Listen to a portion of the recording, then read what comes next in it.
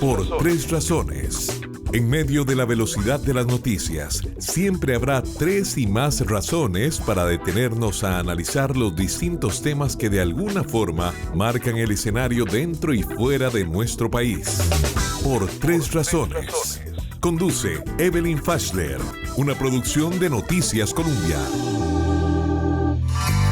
Y hoy en Por tres razones, esto es personal. Primero que nada, agradecerle, señor presidente, por la entrevista. Yo sé que su agenda está bastante ajetreada, ya estamos finalizando el año y le quiero dar las gracias por acompañarnos aquí por tres razones de Noticias Colombia. No, un placer estar acá, más bien un verdadero gusto y también saludarla a usted y a su audiencia es un placer. Igualmente, aunque estamos bien cerquita, a 200 metros, pero hagámoslo virtual, que es lo mismo. Presidente, es usual la reflexión en estas épocas del año de lo pendiente, lo logrado, lo urgente, lo que todavía no alcanzamos, un balance acerca del 2021 de su parte, en lo personal y en lo presidencial. Creo que cosas relevantes para Costa Rica este año, un año que ha sido muy duro porque es el segundo año en pandemia. Cosas buenas para el país ha sido el cerrar, no con una recuperación total del empleo, pero sí con una disminución del desempleo. Todavía nos falta como 3 puntos porcentuales de recuperación de desempleo para estar a niveles de la prepandemia, pero hemos avanzado en eso y eso es bueno para los hogares costarricenses. Se ha recuperado el turismo, los números de líneas aéreas al país, eso es bueno. También la vacunación es alta y eso nos ha protegido y nos ha permitido pues bajar las restricciones y medidas. Eso también es positivo.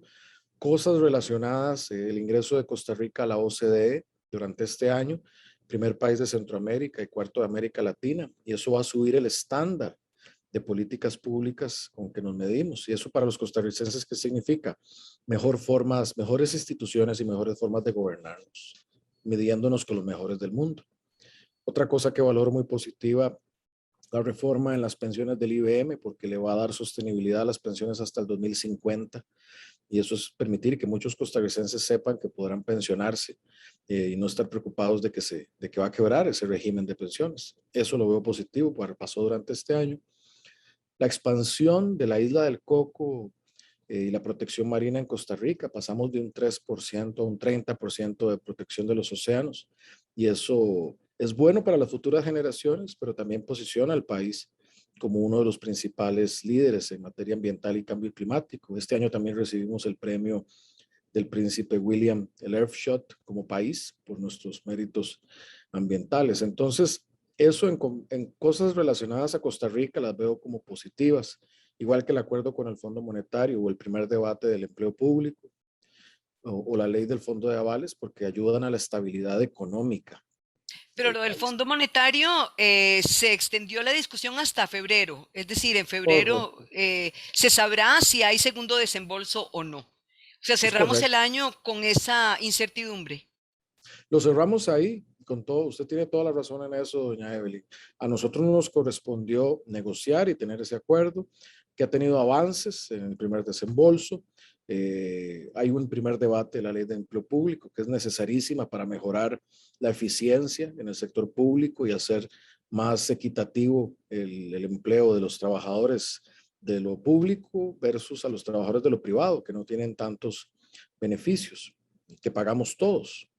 Eh, pero ciertamente faltan cosas que tendrá que ver esta Asamblea Legislativa o no descarto que dependerá de los legisladores si lo va a ver esta Asamblea o lo va a ver la próxima. Eso dependerá mucho pues de las decisiones que tomen los diputados y las diputadas y sus liderazgos en relación con este tema. A Nosotros pesar igual de los, seguiremos de trabajando. los, de los aciertos que usted está enumerando, presidente, usted está, bueno, ya le faltan 6 meses para terminar su mandato y tiene una muy baja popularidad dentro de la gente. ¿Le preocupa? ¿A qué lo atribuye? No, no lo preocupo, no me preocupa, lo atribuyo a que hemos tomado decisiones que estaban pendientes en el país por mucho tiempo y eran decisiones difíciles. No eran, por algo no se habían tomado, porque eran decisiones difíciles y decisiones no populares, pero decisiones necesarias. Yo lo atribuyo a eso, eh, pero como le digo, doña Evelyn, no es algo que, no ¿Lo es algo que, desvela? no, no me desvelo. Para mí lo importante es ser responsable con Costa Rica. Lo importante es el país. Yo, yo soy, yo soy un trabajador del país. Yo no soy un fin en mí mismo para esto. Yo trabajo por el país y lo que importa es el país. Y tengo la confianza de lo que se ha hecho por el país ha sido bueno. ¿Cómo maneja la ansiedad? Eh, a veces tal vez no tan bien, pero, pero bueno, espero que ya después de esto tenga unos momentos más tranquilos donde pueda manejar mejor la ansiedad. Dicen que la mejor forma de manejarla es con la respiración y con el ejercicio. He Ujú. estado tratando Obviamente de usted respira y hace ejercicio. sí, estoy haciendo ejercicio con un amigo entrenador y tratando de respirar y también bastante con la música. He retomado algo la música. Eso bueno, la música y la lectura me han ayudado también a mantenerme con salud mental también. Pero sí, la ansiedad Claro, es un tema, este tema. la ansiedad es un tema desde que llegan a Zapote. Y bueno, usted ha ganado experiencia, pero unos kilitos también. Por supuesto, sí, no, de eso no lo pierdo de vista, pero es como lo hablo también con Claudia, pues habrá tiempo para enfocarme en eso. De hecho, en algún momento se, tomé la decisión consciente, obviamente, de manejarme con los temas de salud, pero no sumar esa presión, la presión de mi imagen a la presión que ya de por sí tengo. Entonces, ese es un tema que abordaré cuando salga de acá, el tema del peso también. Las redes son muy crueles, don Carlos. Las redes son crueles con las arrugas, con el peso, con el físico y hasta con las decisiones que uno toma. No, lo son. Pienso mucho, por ejemplo, digamos, uno no me preocupa tanto por mí, pienso en los seres queridos, pienso también mucho en los jóvenes. Piensa en su mamá, por ejemplo. Yo más que en los jóvenes, Claro, pienso en los adultos mayores no, que pienso en mi no mamá, comprenden. Sí, obviamente. Cada ¿cómo vez que es? algo así pasa, en lo que más pienso es en ella, pero ella también está tranquila y ella está contenta pues de que ya la tarea se está terminando. Y eso uno siempre le gusta ver a su mamá feliz. Entonces eso a ¿Cuántos mí hermanos tiene? somos tres en total. Yo tengo una hermana y un hermano. Y ellos también están contentos de que ya estamos en la recta final. Y cuando supieron que usted iba a ser presidente, es decir, y usted mismo, usted tenía un panorama, pero cae la pandemia y el panorama le cambia a usted, la vida le cambia. Sí, para ellos yo creo que ha sido duro pues porque lo apoyan a uno, pero es poco lo que pueden hacer desde sus roles.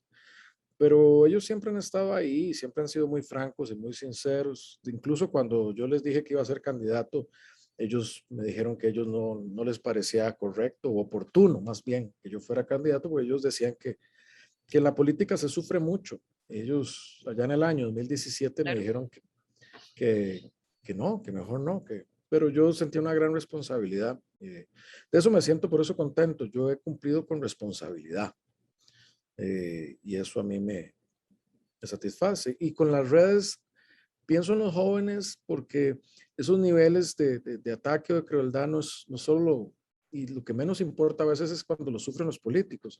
Doloroso también es cuando en los grupos hay bullying entre Ujú. muchachos y muchachas y cómo eso afecta a las personas, o por ejemplo la presión que se mete muchas veces a las jóvenes en su apariencia. Y a Eso los es muchachos. también. Entonces eso es una sociedad en la que vivimos y en la que no desearíamos meterle a las personas estas presiones, estos dolores, ¿verdad? Eso yo creo que es un tema de reflexión que todos debemos saber que cada vez que entramos a ese ámbito debemos cuidar cómo podemos afectar los sentimientos o la forma de ser de otros. ¿Se arrepiente de algo, presidente? ¿Hubo algo que pudo haber hecho distinto? Sí, me arrepiento un par de cosas, pero esas son de las que prefiero reservarme. Pero sí, hay un par de cosas que hubiera deseado no decidir, pero también con la conciencia de que cuando lo hice, aunque veo ahora en retrospectiva que pueden ser errores, en ese momento fue algo hecho con buena fe. Nunca, lo que me dolería, y eso no lo tengo por dicha, es saber que adopté una decisión por mala fe. Sino que cuando veo cosas en las que pues, me equivoqué o me pude haber equivocado, fue partiendo de que los elementos que tenía en ese momento eran los correctos. Ya después uno ve que puede hacer una equivocación, pero, pero no una equivocación como dicen popularmente, de mala leche. Eso no, sino siempre con una buena intención. Si yo le pregunto por un amigo, ¿qué palabra se le viene a la mente? Por un amigo. Eh, Toro. ¿Por Mi un amigo amor? Toro. Claudia. ¿Por un mentor? Otón. Eh, ¿Por Camilo Saldarriaga? El futuro de un país. Así deben ser los jóvenes. ¿Por el caso Cochinilla? Que se limpie todo eso. Que se limpie, que se llegue hasta la última consecuencia. ¿Por Paola Vega? Una mujer apasionada. Pero que se alejó, estuvo cerca suyo, pero no sé, le dio la vuelta. Incluso lo acusó de comprar portadas en los periódicos. Bueno, yo soy tranquilo porque yo sé lo que yo he hecho y también ciertamente sé lo que no he hecho. Pero yo creo que es una mujer apasionada. No le tengo mala voluntad. No le tengo mala voluntad porque, como todos, no digo sobre ella, pero todos debemos cargar con la responsabilidad de nuestras palabras. No hacemos cargar a los otros con las palabras nuestras, sino que cargamos con lo que somos responsables de lo que decimos. Pero no, creo que es una mujer apasionada. Presidente, a raíz del caso Pat se abrirán sus celulares. Eso es inusual. En realidad, abrir el celular de un presidente, ¿verdad? Es la intimidad. ¿Cómo se siente con respecto a esto? A ver, yo me siento muy tranquilo. Yo me siento muy tranquilo. Eh, a ver, ahí están desde mis mensajes con mis amigos del colegio, que podrían ser los que más me preocupen, porque uno utiliza el lenguaje más coloquial, casi que de adolescente, Del, del o colegio, están, del colegio, usted se sigue mensajeando por WhatsApp con sus amigos. bueno, eso es Imagínese lo que, que se abran esos. sí, pero yo esperaría que eso no, entendería que eso no debería trascender. O están mis mensajes con los embajadores, el embajador chino, la embajadora de los Estados Unidos, con los directores de inteligencia de Costa Rica, están ahí, Ujú. con los temas vinculados al narcotráfico, están en mi teléfono, todo eso está ahí, los temas vinculados a elecciones en países de la región, temas de seguridad, todo eso está ahí. Entonces pero digamos, yo no estoy intranquilo porque en mi actuar no, si me examino no encuentro nada de lo que yo diga que no pueda dar cuentas o esté tranquilo de haber escrito, eh, salvo en este chat de amigos, ¿verdad? Porque es otra dimensión. Pero por eso yo lo veo que debe seguir pues el debido proceso que existe. Eh, si ese es el costo que hay que pagar para la transparencia en una democracia, estoy dispuesto, a pesar de que yo creo que sí, es algo muy extremo, es algo muy extremo. Pero no, tampoco en eso me siento agobiado ni atribulado. Presidente, ¿qué es lo más difícil de gobernar? La parte más difícil. Creo que en teoría, la parte más difícil de gobernar debería ser la toma de decisiones, Ujú. porque cuando uno decide generalmente, las decisiones fáciles es cuando uno decide algo que es prácticamente obvio, entre lo bueno y lo malo. Las decisiones, esas son fáciles. Las decisiones difíciles es cuando se tiene que tomar riesgos o se sabe que potencialmente hay conflictivos, pero uno quiere llegar a algo que es mejor para su país. Eso en teoría debería ser lo más difícil de gobernar, la toma de decisiones y buenas decisiones para el presente y el futuro. Creo que en Costa Rica no solo eso es difícil, sino lograr que las decisiones se materialicen en acciones. Porque el presidente pone la dirección, pone una agenda, pone un presupuesto y pone a su equipo a trabajar en esas decisiones que ha tomado en su dirección. Pero en Costa Rica ahí no solo basta la decisión de la persona elegida por el pueblo, sino que hay que eso cotejarlo con una asamblea legislativa y eso cotejarlo con todas las instituciones, con toda la institucionalidad que hemos creado democráticamente. Y son una serie de filtros de varios poderes, de que estamos hablando del poder constitucional, la Contraloría,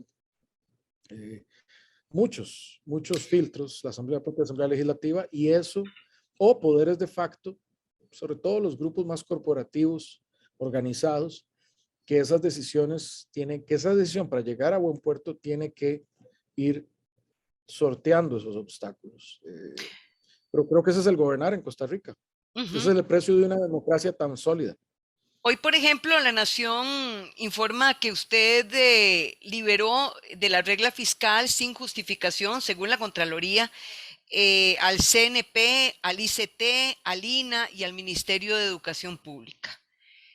¿Por qué lo hizo, presidente? ¿Por qué? Bueno, lo hice y creo que con buena justificación. Lo hice porque la ley me ampara, me da la autoridad para hacerlo. Lo hice porque en marco del decreto de emergencia y de la emergencia nacional. ¿Por qué al INA? Pues porque el principal problema derivado de la pandemia es el desempleo. Y lo que se va a utilizar son fondos para capacitar a personas, para la empleabilidad.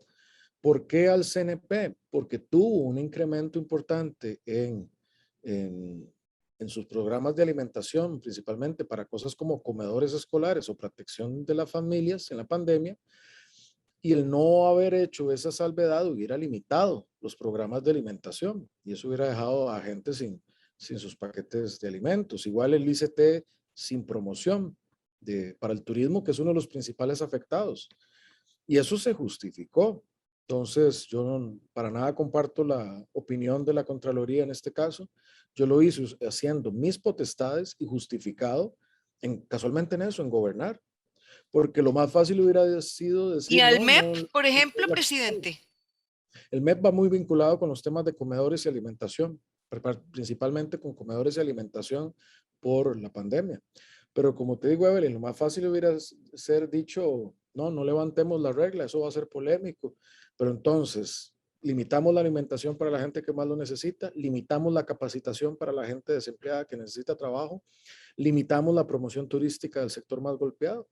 Entonces, no, yo prefiero, como dicen popularmente, comerme la bronca, justificar mi potestad legal para hacer la excepción de la regla fiscal en estos casos y por qué se necesita y hacerlo. Entonces, yo creo que la opinión de la Contraloría está absolutamente equivocada. Comerse la bronca es uno de los eslogan de los 25, por cierto, de su exministro de Hacienda, de Rodrigo Chávez, que dice que él se va a comer la bronca y la bronca que le espera al próximo gobierno. Y usted increpa a esos 25 candidatos o a los principales a que digan cómo van a hacer para despedir funcionarios públicos o para hacer más pequeño el Estado, ¿verdad?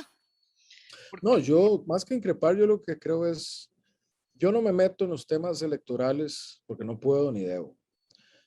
Sí soy responsable de la política de fondo, de los temas que interesan al país. Aquí hay un tema de fondo, que es la estabilidad económica del país asociada particularmente con el acuerdo del Fondo Monetario. Entonces yo no estoy pidiendo ni increpando ni nada por el estilo. Yo lo único que digo es que por el país y por su estabilidad y por lo que viene, hay que ser claros en qué se va a hacer. O sea, no más allá de un eslogan sí, yo creo que es un momento que tenemos que todos tener claridad de qué es las acciones que se van a tomar. Yo he sido muy claro con las acciones que yo he tomado. Yo no le he ocultado a nadie cuáles son las rutas y las hemos puesto en la mesa y hemos insistido en lo que creemos. En una democracia se requiere esa claridad. Y ese ha sido mi llamada más porque creo que es muy positivo, es muy conveniente. Y bueno, si con eso incomodo, no será la primera vez. Sí espero que de las últimas.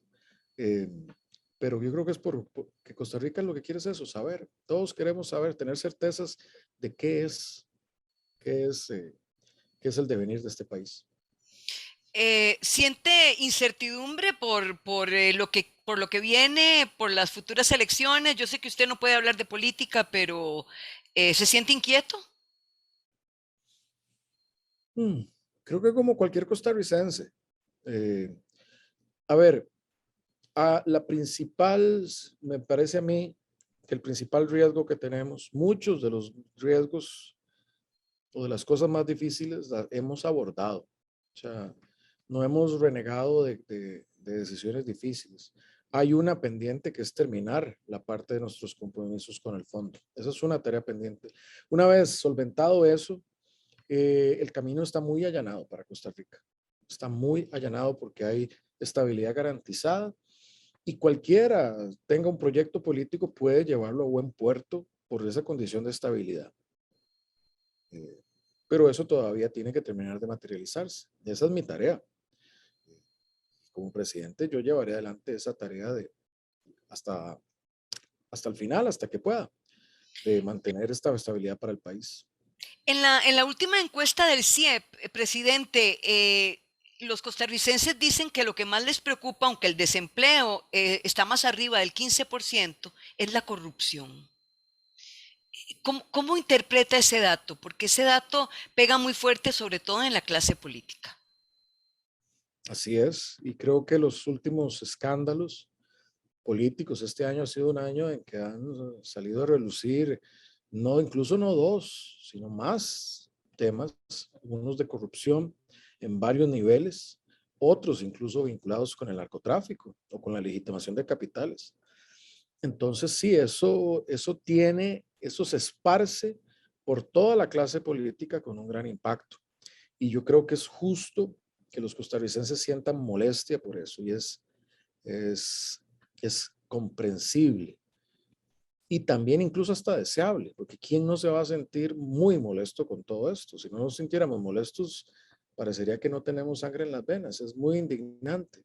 Creo también que nos tiene que movernos a actuar los tres poderes de la República, los cuatro poderes. Hemos planteado una agenda de reformas, la planteamos este mes para hacer todo un combate al crimen organizado y mejoras en materia de la corrupción, porque es lo que corresponde el próximo año, gracias al financiamiento que va del presupuesto el próximo año, haciendo un gran esfuerzo, ya se iniciará la judicatura dedicada al crimen organizado, es decir, toda una unidad en el Poder Judicial especializada en combatir crimen organizado con herramientas especiales. Eso para luchar contra la corrupción y contra legitimación de capitales, todo lo que está a ese nivel. Y es algo que debemos continuar. Yo siempre he dicho que en lo negativo es lo indignante y lo doloroso que es. En lo positivo es que este país tenga la capacidad de llegar y sin, sin tapujos o sin obstáculos, a golpear a la corrupción, abrir estos casos. En El otros problema lugares es que ya por ejemplo, el narcotráfico ya se metió incluso en las instituciones públicas. es correcto y eso es muy triste, muy lamentable ver cómo los capitales mal habidos incluso están llegando a, a este nivel, lo cual es doloroso y preocupante.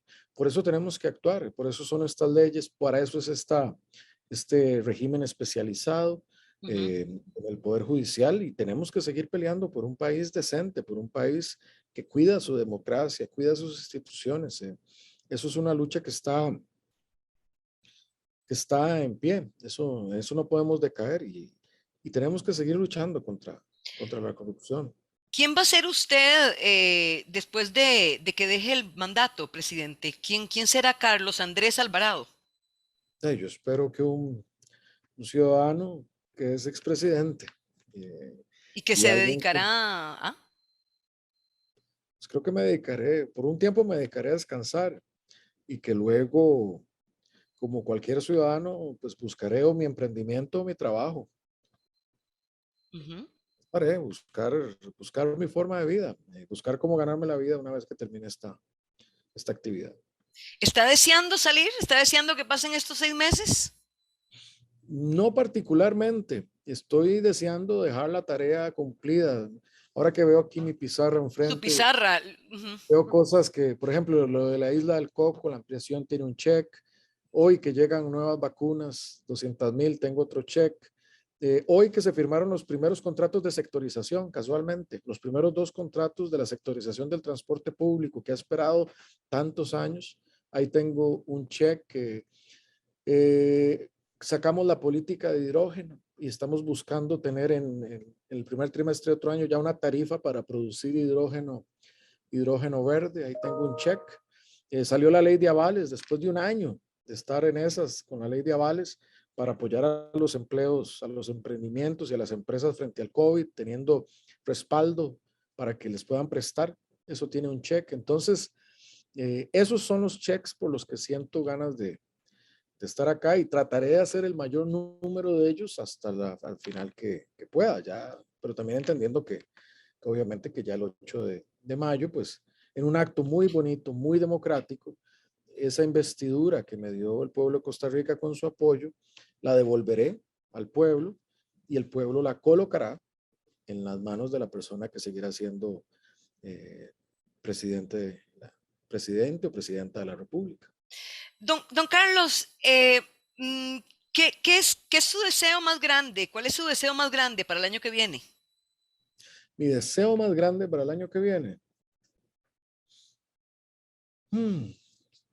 Son varios, pero me encantaría que pudiéramos avanzar con la alfabetización digital y la red del Bicentenario. Me encantaría, ese sería mi sueño, porque eso significa que hay literalmente miles de niños y niñas en nuestra educación que no tienen equipo ni conexión.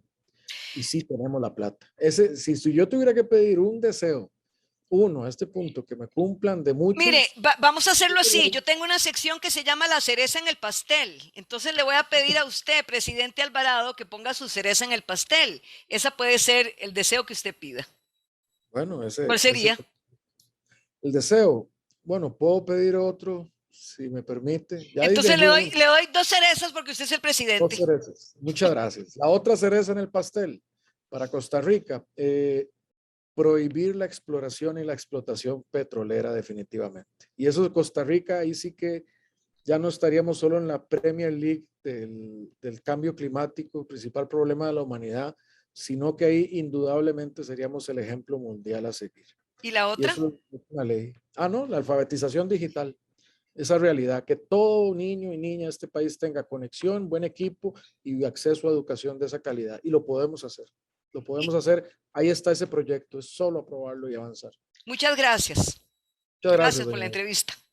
No, a usted Feliz las año. gracias. Feliz año. Y hoy en Por Tres Razones, esto es personal.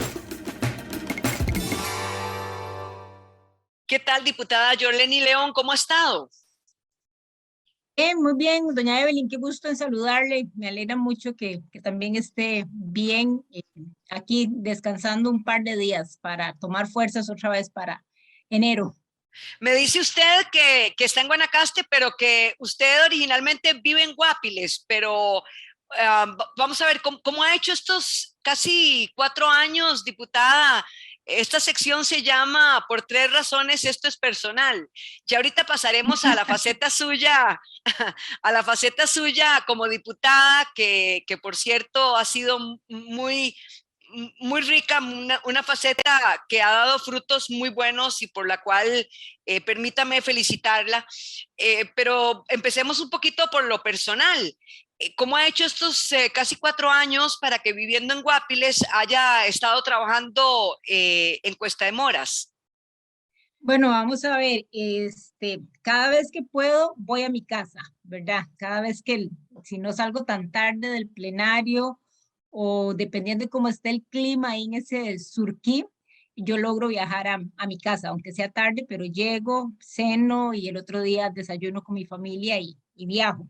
Digamos que ya estoy acostumbrada a ese tren, pero en todo caso sí tengo un sitio donde me quedo también, que es en Tibás. Entonces de repente si salgo muy tarde o si hay alguna situación particular en la ruta 32, tengo un amigo que además es vecino que trabaja en la oficina de tránsito. Entonces yo lo llamo por teléfono y le pregunto, don Ronald, ¿cómo está ese cerro? ¿Verdad? Entonces don Ronald me da los datos del cerro, entonces ya yo valoro si puedo o no puedo viajar. Pero en la medida de lo posible que yo pueda estar en mi casa, estoy en mi casa. Y siempre los jueves, doña Evelyn, los jueves siempre a la hora que sea, a la hora que termine plenario, me regreso a Guapiles por dos razones. Una, porque me hace mucha falta ver a mí y estar con mi familia. Y segundo, porque los viernes tengo muchas giras y tengo muchas reuniones.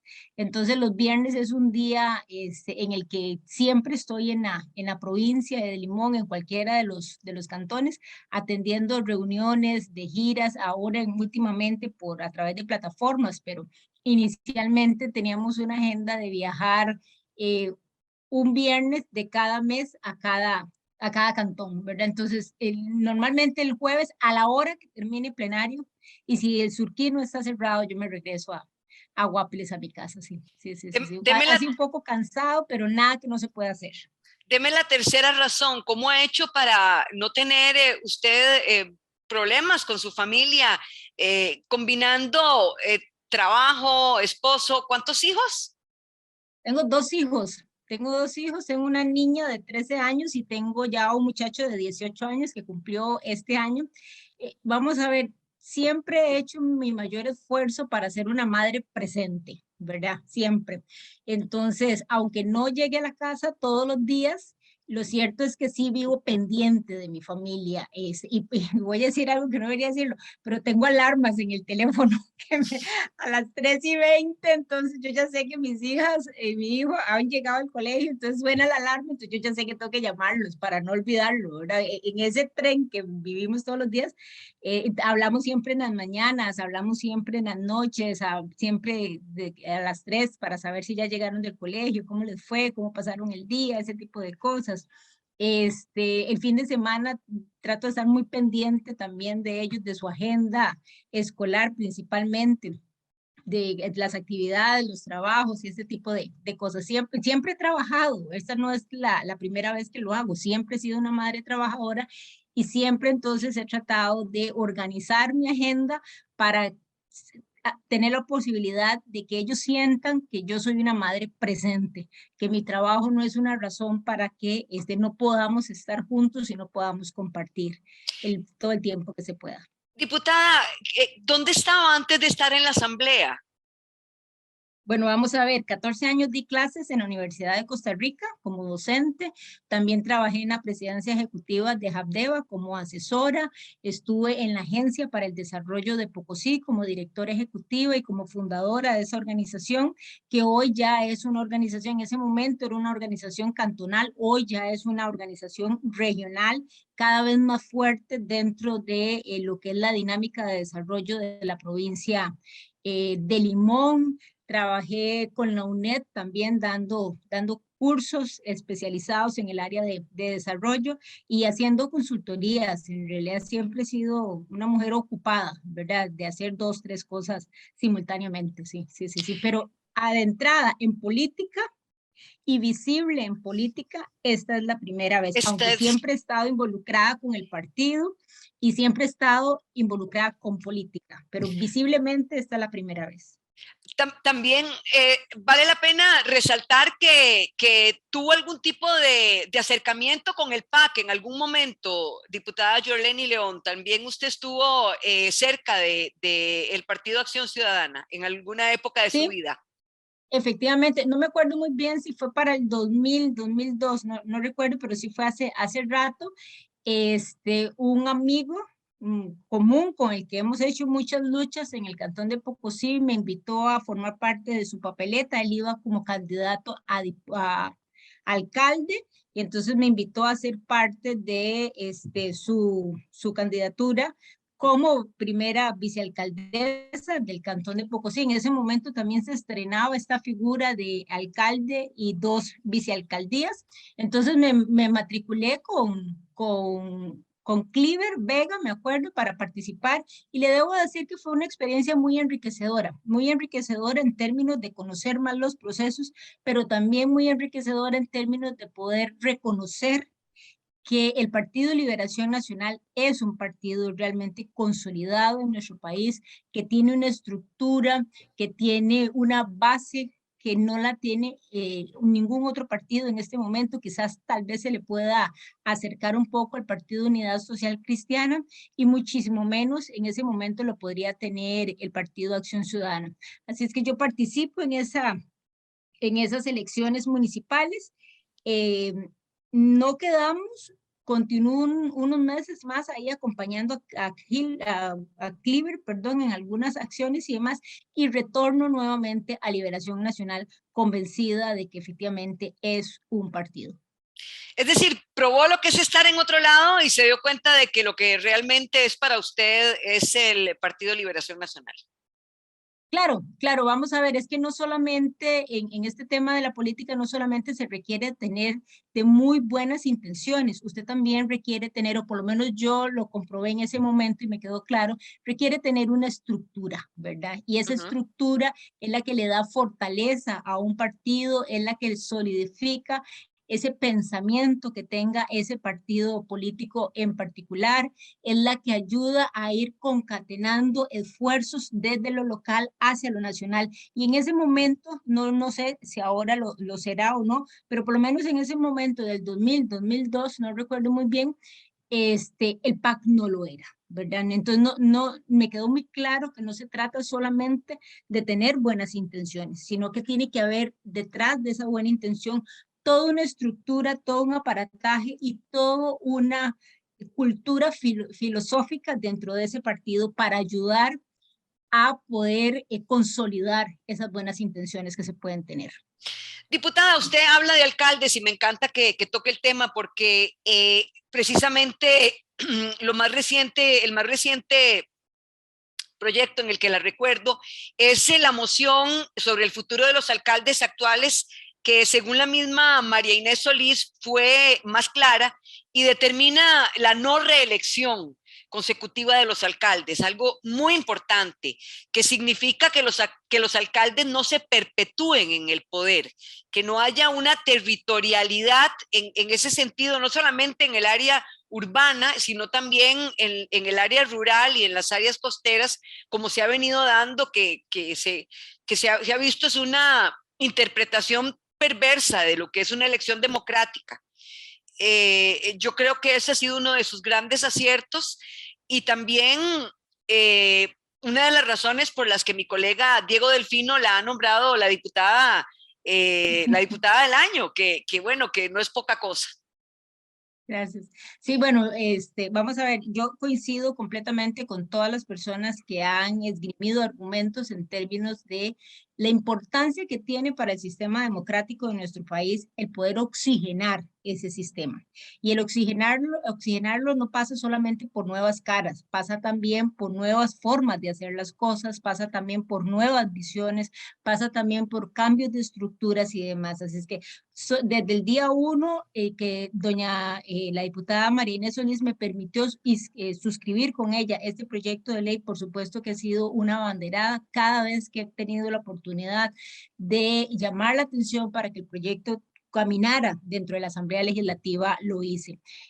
Para este país es completamente necesario el dar ese paso, el poder permitir que las alcaldías se renueven. Nosotros tenemos gente sumamente preparada, sumamente valiosa, que puede ayudar a fortalecer muchísimo más esos gobiernos locales, que son sumamente importantes en el país. Así es que en buena hora que tuvimos la oportunidad de llegar a esa discusión, de dejar aprobado el proyecto en primer debate y que estamos seguros en la primera semana vamos nuevamente a retomarlo a través de la aprobación de una moción para mejorar el texto actual, el cuerpo del proyecto que requiere de unos ajustes y posteriormente poder votarlo. Yo esperaría que antes de las elecciones municipales, de las elecciones nacionales, este país pueda tener un proyecto de ley que finiquite de una vez por todas esos plazos tan prolongados que no le hacen bueno ni al cantón, no le hacen bueno al sistema democrático, no le hacen bueno tampoco a los mismos partidos políticos el permitir esos periodos de tiempo tan largos en una misma persona en esos puestos tan importantes. En estos años en el Congreso, ¿cuál ha sido la batalla más férrea que ha dado, la más difícil que le haya tocado dar? Porque entiendo que deben haber presiones muy fuertes de grupos de interés a los que debe de someterse el diputado y someterse o no el diputado, más bien enfrentarse es la palabra indicada, y eso es complicado para cualquiera. Bueno, vamos a ver, yo tengo dos casos, doña Evelyn, claro que ilustran muy bien eso que usted acaba de mencionar. Uno es el proyecto de servicios esenciales. Este proyecto era el que venía a limitar las huelgas en los servicios públicos. Primero establecía esa categoría de servicio esencial y segundo establecía en qué contexto se podía llevar o no a cabo la huelga. Ese es un proyecto que tuvimos una oposición fuertísima. Principalmente por los grupos sindicales y principalmente por funcionarios públicos, ¿verdad? Es más, ese fue un proyecto disculpe, que costó la APSE sacarlo. dice que usted es non grata. Sí, estoy ahí en la lista Ya la de vi, los ya no la gratos. investigué. Sí. Bueno, ese es uno de los proyectos quizás donde más hubo que sentarse, a hablar, a negociar, a encontrar caminos para poderlo llevar adelante y finalmente lo logramos, ¿verdad? Este proyecto terminó convirtiéndose en una única moción que lo incorporamos dentro del proyecto de regulación de huelgas de Carlos Ricardo Benavides. Ese proyecto del diputado Benavides era un proyecto que tenía que ver con la fase cuando está en los tribunales de justicia. Pero entonces este proyecto o esta moción que presentamos de regulación de servicios esenciales, lo que hace es que regula justamente el tema de las huelgas como tal. Y el otro proyecto que realmente me ha costado mucho que camine, a pesar de lo importante que es para nuestro país, es el proyecto de alfabetización digital. Aquí la lucha que hemos tenido que dar desde el despacho con las operadoras de telecomunicaciones ha sido una lucha realmente fuerte, prolongada. ¿Por qué? Diría yo. Si en la entrevista que venía antes de la suya, por 3 razones, esto es personal, es con el presidente Carlos Alvarado. Y él dice que si él le pide algo al nuevo año, es que se apruebe esa ley. ¿Por qué ha sido tan difícil? Si él lo quiere y usted lo quiere y todos lo queremos. Sí, bueno, vamos a ver, el proyecto lo que hace es que permite que el Ministerio de Educación Pública, a través de la Dirección de Ciencia y Tecnología, se encargue de construir la segunda fase de la red educativa del Bicentenario. Esto significa entonces que el Ministerio va a dar empresas que sean especializadas. La idea, de acuerdo a los primeros carteles que han llevado para la primera fase, es poder hacer contrataciones de 100, 200 centros educativos simultáneamente y de esta manera poder avanzar muy rápido.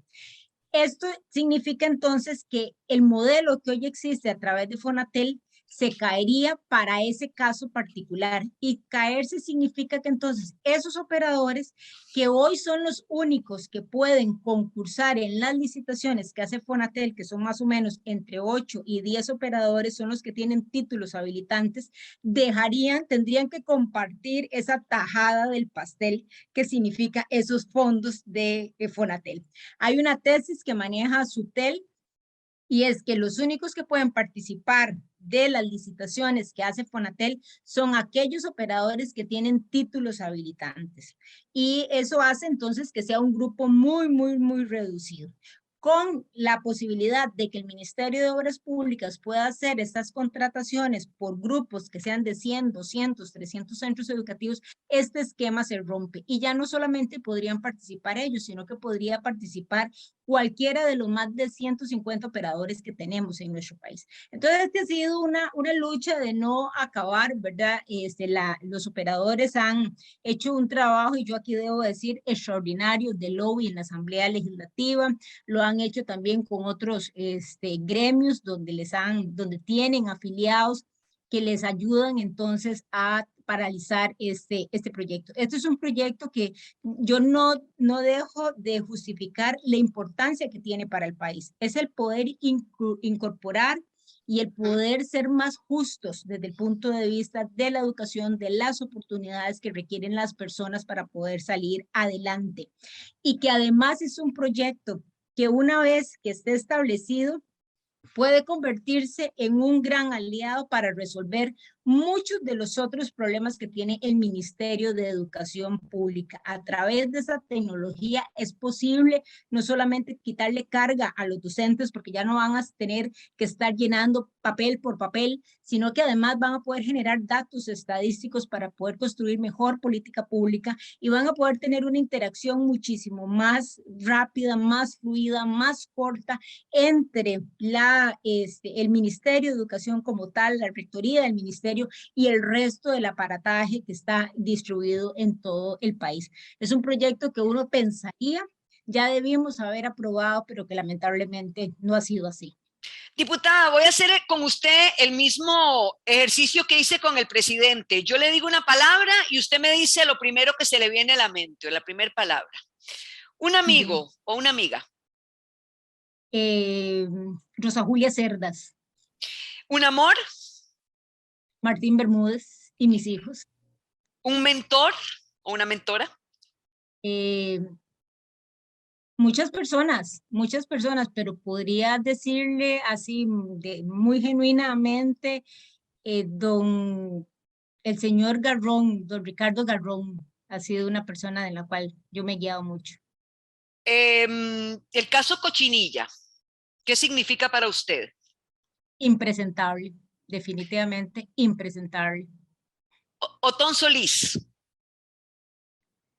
Se equivocó, una persona muy equivocada en muchas de las tesis que por muchísimos años planteó, practicó y dañó muchísimo a este país. El presidente Carlos Alvarado. Mayor fuerza para sacar adelante muchas de las decisiones que se requieren en este país. El futuro. Mayor contundencia. ¿Perdón? Mayor contundencia, diría yo, con el caso del presidente. Y en términos de el futuro, mayores oportunidades para todas y para todos a partir de una estabilidad de Costa Rica. Narcotráfico. Algo que hay que tender como ayer. No puede avanzar más de lo que ya ha estado. Camilo Saldarriaga.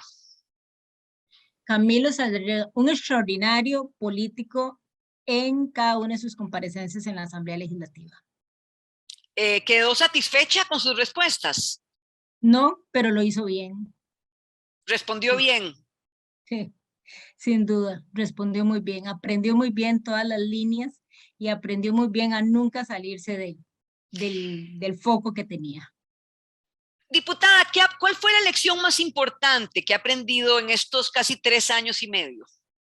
A negociar, definitivamente sí, ¿verdad? Aunque uno llega ahí con algunas bases, en ese espacio es como estar todos los días en los momentos de la verdad y entender que negociar no es solamente ganar, sino también entender que hay que ceder para poder avanzar y que no todo lo que uno tiene la expectativa de poder alcanzar, se va a poder alcanzar aun cuando sea bueno y necesario para este país, pero que esos procesos de negociación no todo el tiempo lo permiten. ¿Cómo ven las próximas elecciones? Mire, vamos a ver, muy complicadas, ¿verdad? Este mes, sumamente complicadas, no solamente porque tenemos un número grande de aspirantes a ese puesto, sino también porque el país como tal está en condiciones en las que pocas veces hemos estado como país ahí. Queda solamente un mes y es muy angustiante escuchar tantas personas que todavía no se deciden por quién van a votar, pero incluso no solamente no logran decidir por quién, sino que tampoco no logran tener claro cuál es el perfil de ese candidato o de esa candidata a la cual aspirarían, ¿verdad? Eso todavía a mí me angustia muchísimo, muchísimo más, ¿verdad? Entonces sí, veo que va a ser un proceso electoral muy duro. Yo esperaría que no sea desgarrador durante el próximo mes de enero, sino que sea unas elecciones respetuosas como las que normalmente hemos estado nosotros acostumbrados en este país y que además deberíamos de seguirlo estando, pero creo que los juegos pirotécnicos van a arrancar duro a partir del 3 de enero. ¿Qué es lo que más le gustó y lo que menos le gustó de la política? Bueno, lo que más me gustó es la oportunidad de poder hacer cosas para este país. Eso es algo que solamente estando ahí uno logra entender la importancia que tiene ese puesto. Es maravilloso saber que uno tiene la oportunidad de construir proyectos de ley que permiten mejorar condiciones para este país. Esa es algo de las cosas más satisfactorias que yo he podido experimentar a lo largo de mi vida. De las cosas más difíciles de entender para mí es cómo intereses nacionales, necesidades nacionales, a veces quedan rezagadas por posiciones políticas, ¿verdad? Eso ha sido difícil de asimilar. Y últimamente me ha costado muchísimo asimilar, doña Evelyn, es el tema que tiene que ver con cómo este país se ha llenado de tanta legislación, tanta legislación, reglamentos, leyes, decretos, directrices y demás, que de repente necesitamos resolver una situación puntual y esa maraña de legislación que tenemos sobrepasa esa realidad. Y entonces no logramos resolver esa realidad por esa complejidad que como país hemos logrado establecer. Eso realmente me ha sorprendido y puedo darle muchísimos ejemplos de cómo esa burocracia ha superado esas realidades y entonces no logramos atender como país esas realidades. Le estoy hablando del tema de tenencia de la tierra en la provincia de Limón, por ejemplo. Hay comunidades a las cuales hay 14 leyes encima que les impiden poder tener un título de propiedad. O el mismo tema de alfabetización digital, ¿verdad? Después de escuchar los argumentos de la Contraloría General de la República o el tema que tiene que ver con vivienda en este país. O sea, son muchas realidades que por mucho lo supera la cantidad de normativa que tenemos y entonces finalmente no resolvemos nada por ese peso y por esa magnitud y esa complejidad que tiene. Eso a mí me tiene muy sorprendida. O sea, entendía que teníamos burocracia, entendía que éramos un país lleno de leyes, pero nunca tanto como lo he podido constatar en estos meses en la Asamblea Legislativa. Para ir finalizando y ponerle la cereza en el pastel, le voy a pedir lo mismo que le pedí al presidente, que con la cereza en el pastel, con la cual yo termino mi programa, pida un deseo, diputada Yorleni León. Su cereza en el pastel, ¿por qué sería? ¿Cuál sería el deseo que pide para el año que viene? Mucho para usted trabajo. Y para su familia. Bueno, para mí y para mi familia pido mucha salud. Eso es importantísimo y yo creo que teniendo salud nosotros logramos salir adelante con el resto de cosas. Pero para este país en general, doña Evelyn, yo pediría trabajo, que es la base, la guía para poder resolver otro montón de cosas a nivel familiar y de una vez por todas que este país deje de ser dos Costa Ricas, que sea una única Costa Rica y que eso significa que las oportunidades que tienen unos sean oportunidades que también puedan tener otras personas, indistintamente de dónde estén ubicadas, indistintamente de cuál sea su clase socioeconómica, indistintamente de si es hombre o si es mujer, si es indígena o si es guanacasteco. Esos serían mis mayores deseos para el 2022. Y una última, ¿le gustaría volver a la política, al Congreso o en cualquier cargo de gobierno? Sí, claro, por supuesto, me encantaría y le voy a decir por qué, porque es la oportunidad que mujeres como yo tenemos para hacer cosas por este país. Esas oportunidades no están en todas las esquinas, no están en todos los puestos de trabajo. Así es que sería maravilloso el poder tener una oportunidad más adelante como la oportunidad que he tenido estos 4 meses de vivir. ¿Sabe que no? Es bueno que las mujeres digamos que sí nos gustaría el poder, que sí nos gusta el poder, porque usualmente era mal visto, ¿verdad? Que la mujer admitiera que sí, que el poder también es para ellas. Sin embargo, creo que eso ha cambiado muchísimo.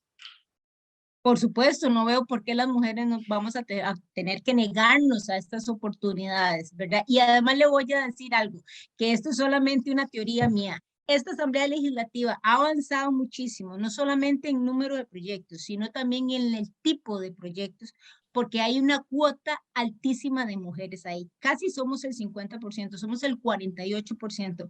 Si usted hace una revisión de las comisiones donde más se trabaja, donde más se generan, se dictaminan proyectos y donde más se dictaminan proyectos que le sirve a ese país, se va a dar cuenta que son las comisiones donde las mujeres han estado al frente en las presidencias, ¿verdad? Así es que no solamente es un derecho de aspirar, sino también demostramos y hemos demostrado las mujeres en el plenario que nos hemos ganado el respeto y el salario que hemos cobrado a lo largo de estos 4 años en el plenario. Sí, gracias, diputada Yorleni León, que tengamos un muy buen año. Así es, muy buen año para todas y para todos, con muchísimos deseos de que todos tengamos. Siempre un gusto hablar con usted, siempre un gusto hablar con usted. Igual, doña Evelyn, muchísimas gracias, encantada de verle, feliz año. Igualmente. Gracias feliz a todos. año. Gracias. Finaliza por 3 razones. Le esperamos de lunes a viernes a las 3 de la tarde para analizar los distintos temas que marcan el escenario dentro y fuera de nuestro país. Por 3 razones. Una producción de Noticias Colombia.